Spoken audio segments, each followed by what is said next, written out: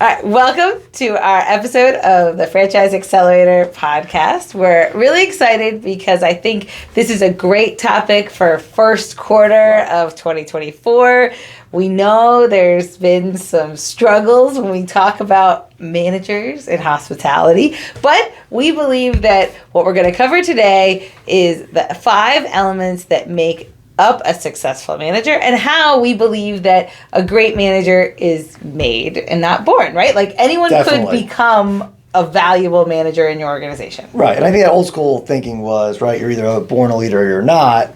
And I don't think we agree with that. I mean, I think there are some skill set maybe you have, but a lot of them can be taught, developed. Yes. And I think that's what we see, across the industry right now is the part that's come up lacking is who's developing them. And we've touched on that before, but really figuring out, all right, what are the 5 things that someone needs to do to be successful in the restaurant industry? Yes, because I think a lot of what we hear from our clients recently is you'd rather find that person who maybe fits culturally, has a good energy, has some of these, I just want to work with that person. And then let's develop them together, assuming that you're really not going to find the guy or girl who's been around for 20 years who comes in this complete package. Right. Like the industry it's not out there right now, which is okay. Right. Because the other option is let's find the person we want to train, and then through these 5 key elements, we believe you could turn that person in to the complete package. Right. Basically, you're creating a system that works for your restaurant, and if these systems are in place, you can plug in, I won't say anybody, but you can plug in a less experienced person when these systems are already built around, and they will be a successful manager and push your restaurant forward. Yes. So let's go through the elements, right? And again, this is hospitality specific. So if you're in a different industry, there's probably a little bit of tweaking, but we kind of think these are the universal qualities that a manager in hospitality needs. So the first one, which is, pretty much a no-brainer, would be leadership and development, right? So if you're going to become a manager in your operations, we need to make sure that this person has some idea of what it is to be a leader and how to develop those skills of leadership. Yes, and that's a big part, right? That's going to be a huge thing. Number one, and it's going to kind of bring in all these together because each one's going to go back to that, right? The person in that role who's leading your team, whether it's from a general manager standpoint or from just maybe a manager, are going to have different roles in your restaurant. But they're going to need to get people to follow them. They're going to need to get buy-in from the group, right? I don't care how great of a manager you are. If you can't lead the force, you can't cook the food, serve the food, go wash the dishes, all at one time. You need people around you, and I think that's the biggest part that we're seeing is a lot of the newer managers, they were staff members. Yeah. So they're just used to, it's busy, let me show a table back. Yeah. It's busy, let me go help on the line. Yes. That's good, that's in some capacity, but they have to be the ones running the shift or running the restaurant. Well, and I think here is where kind of going back to that idea of a great leader can be made is you have all of these tools, right? YouTube videos that you can watch on leadership. What is your leadership style? And really a lot of what you guys work on in your management program is the idea of doing an initial assessment, right? Where are their weak points? Maybe they've never led a team before. And then let's really work on here's how to become a better leader. Here's what we're going to coach you to, all in a very positive way, but, teach you how to delegate. But, 30, 60, 90 days later, now at least there's awareness of this is what we mean by being a leader because they may not know. No, they don't know. And I think that's the gap that we see, especially in the independent world, right? In the corporate restaurant world, especially if you're working for a great restaurant company, there's a lot of great restaurant leaders there. And I feel very lucky that, that I got trained by a lot of them, that I was pulled along because, I had a 24-year-old manager. I could manage and there was black and white and there was leadership. And that wasn't, some of that maybe you have inside you, some natural, but a lot of it is how to do it. And there's not one way to learn it. Some is a book, right? You can read some, like, man, I like that. I like, Lincoln on leadership and how Abraham Lincoln, got, and other ways of John Wooden led his team. Great. Yeah. But then there's in the restaurant leadership too. So it's not like one or the other. Yeah. And I think that's where we need that gap to kind of come together is how do you get that person you hired to Yes. be the person you want? Yeah, and I think a lot can be done by just kind of watching them, observing them, and then I think also the awareness in this area of it's a process, right? They're not going to get this right on day one, but let's pick off, a few things, coaching on how they lead, how they reprimand a bad employee, how they praise a good employee, and you really believe that weekly check-in, now we can kind of talk to this. How did you incentivize your team this week? Right, and then, from the ownership standpoint, what culture do you want to instill? Yeah. That's a big part of it, right? I mean, sometimes if they're, a little green in the management, they're going to just bleed by, from example of what you do. If you talk to a staff member by yelling at them, that's probably how they're going to do it. Right, wrong, or different. That's what they're going to do, right? So, I think part of that is that, hey, this is what I want. This is my expectations. Having those, honest kind of feedback conversations with them, so they understand that this is how we want to push the restaurant forward. Right. And this is only one of the 5 elements, right? So there's one, this is in its own bucket, things we want to watch out for. The second one is how they manage the restaurant. So more on the cost side, right? Their awareness of food costs, their awareness of labor costs, even their awareness of fixed costs, right? Do they turn the lights off before they leave, or do they just walk out the door and not think about it? And this is, again, going back to the idea that we're going to make a great leader, right? Some of this is just teaching them, hey, did you check the invoice to make sure you received everything? Don't assume anything in this area, but the exciting part of that is you can coach to a manager who is great in this area. But again, going back to initial assessment, right? How would you assess a manager in this area? I think there's some knowledge check questions that you would ask, because I think this is a great example of, as there's less experienced managers out there, maybe you promoted from within and they were a really good expo or, shift leader for you. And now they're getting into restaurant management. They may have never looked at a P&L before. Yeah.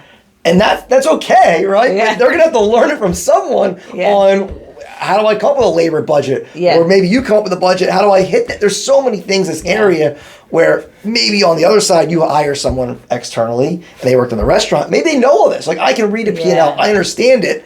And their experience, but their leadership skills are lacking. So this is where it just depends on the person you're bringing in and how, knowledgeable they are.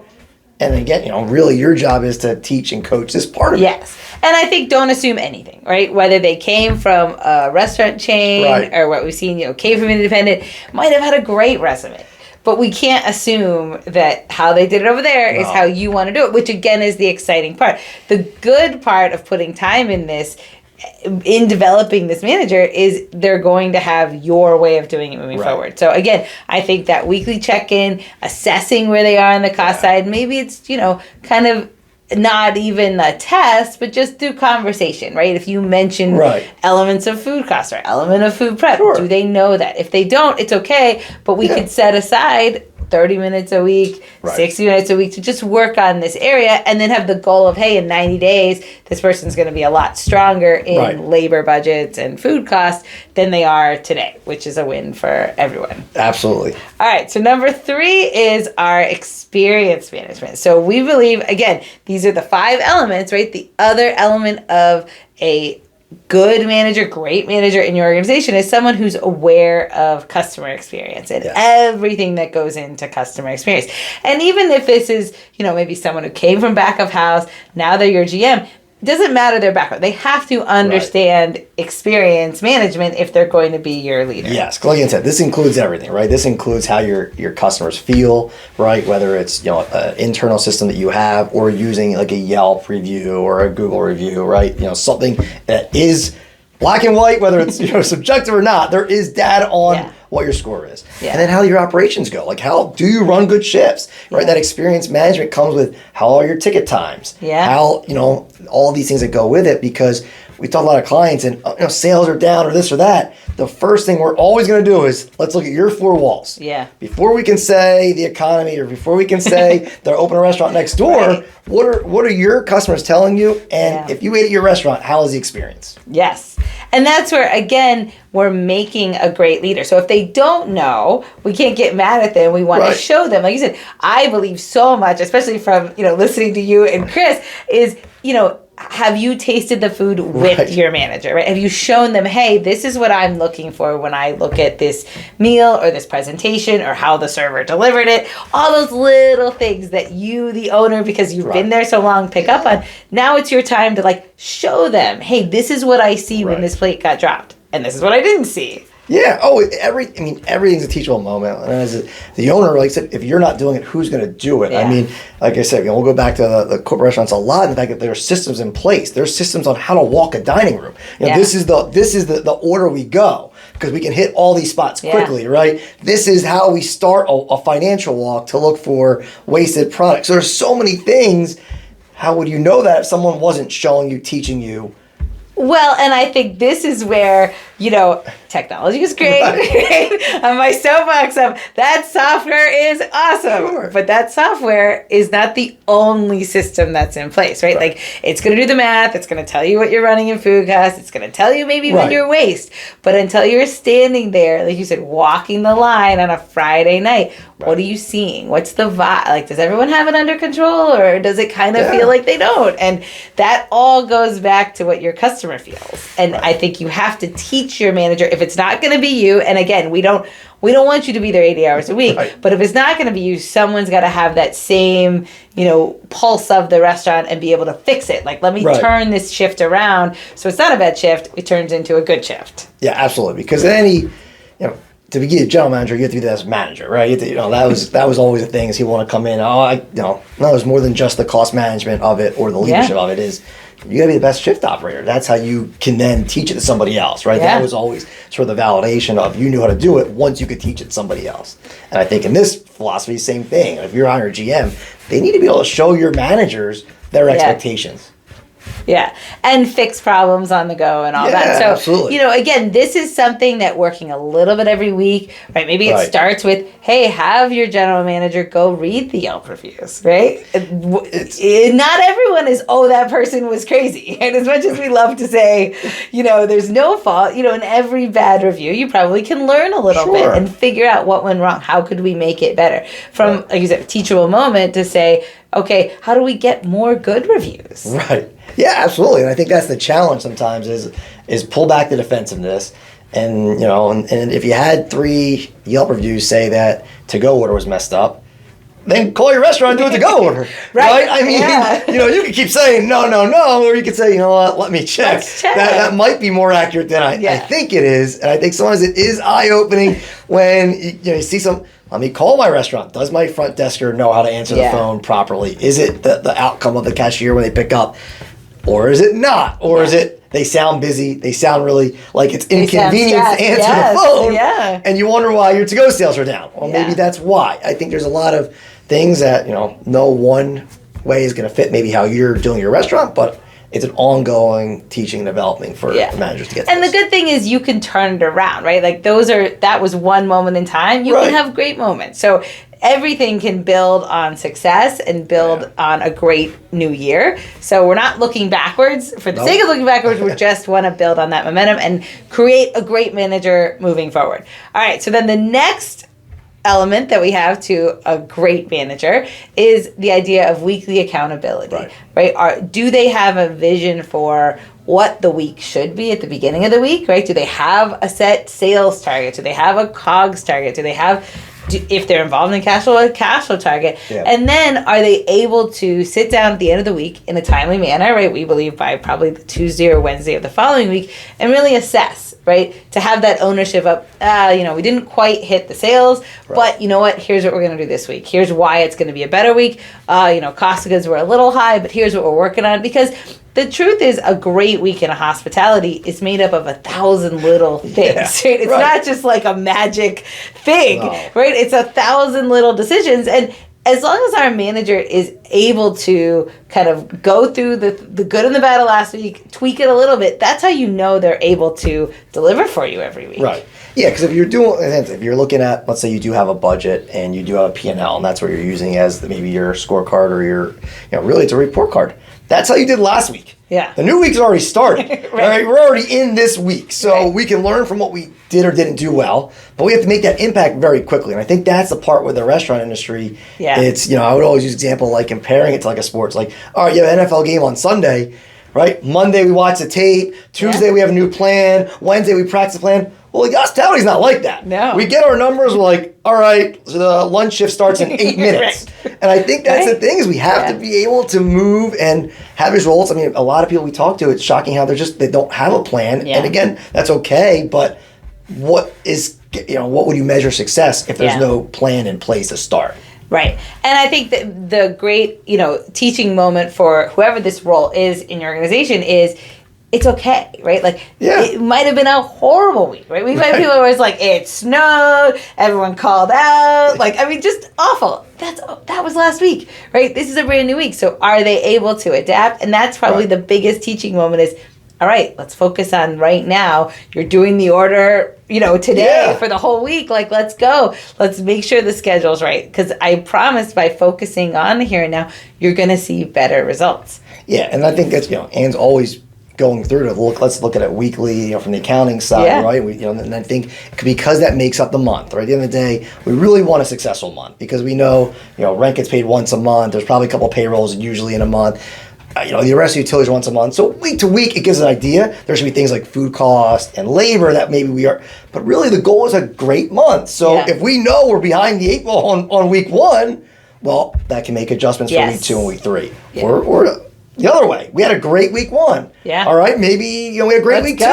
Now maybe let's order some extra spatulas, things that we needed because now we know we're in a good place. Yes. And we can't do that if we don't know the numbers. Right. And if we're not in it every week.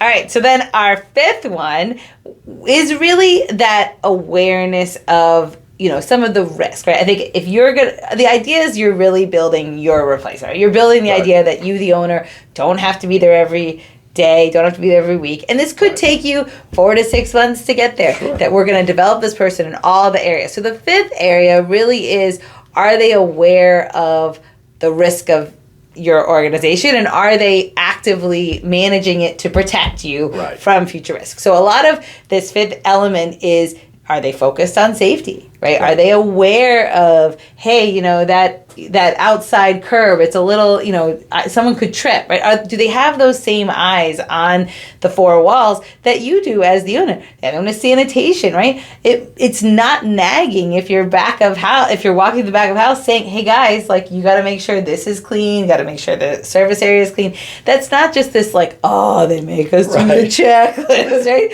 But are they looking at it as, no, this is important? Are they enforcing the importance of some of these areas? Same with your bartenders, making sure things are getting rung in. We're not just being a pain, but these are alcohol sales, right? Like there is a risk here. Yeah. And I think this puts, the good to great. Right? If you have a manager who walks through your restaurant as the owner says, the smoke detector, did we check the battery? Right. All those little things that are like one bad thing away from a really bad thing, right? And if you're not going to be there every day, this element is coachable. It's not something where, oh, you didn't check the smoke detector, you stink, right? But this is coachable too.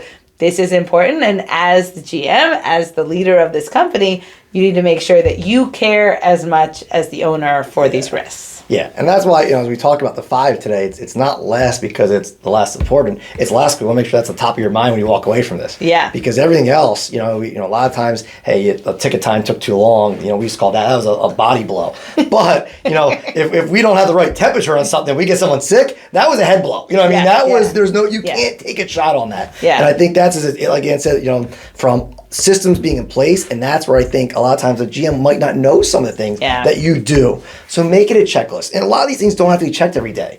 Right. If you're talking like certifications or fire alarms or fire extinguishers, a lot of things are monthly checks. Hoods, these are everyday things, but if they're not on a list on a certain day in a month to check, that's something that gets so missed. easy to forget. Exactly. Is a bartender ramp certified and that go expired? There's got to be some checkpoint where it's like, oh, we hit that wall, we got to make sure to fix it because these are really things that could crush your business. I mean, it's the scary part and the true part, and I think that's where depending on the people that you've worked for, they never experienced some of these things. They never had to They don't know. in the role before. And that's where it almost is something that you do together. Yeah. Right? It's not something where it's like, oh my God, you're the worst GM ever. You didn't check, right? You Right. didn't check my serve save. Sure. Yeah. No, it's something that, okay, here's the things I typically check every month. Let's make sure we have it somewhere. Yes. So the 10th of next month, we're reminded Yes. because it's so easy to forget. Because day to day, it isn't what the manager's going to be worrying about, right? They're going to be worried about the labor and food costs and all these other things. And it's very easy.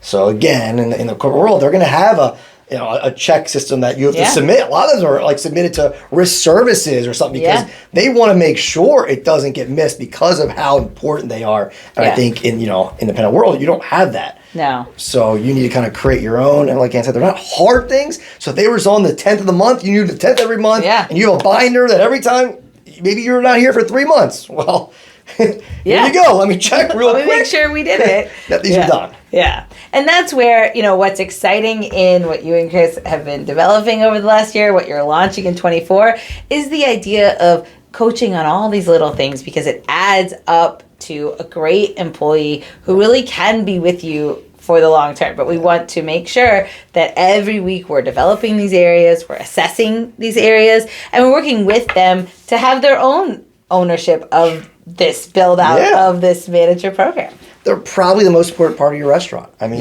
realistically, and look around. Look at the chain restaurants. Why do you go to one fast food restaurant and maybe it's okay, and you go to another one, it's not good? Yeah. They have the same menu, right? They have the same systems. They have everything the same. Yes. The difference is the manager or the team. Yeah. So that's where, Chris will tell you the same thing. We are firm believers that they are the difference maker because look around. It's proven that there's a company that has 200 exact same restaurants. Yeah. And there's 50 that are great, 50 that are terrible, and the rest are in the middle. Yeah. What's the difference? Yeah.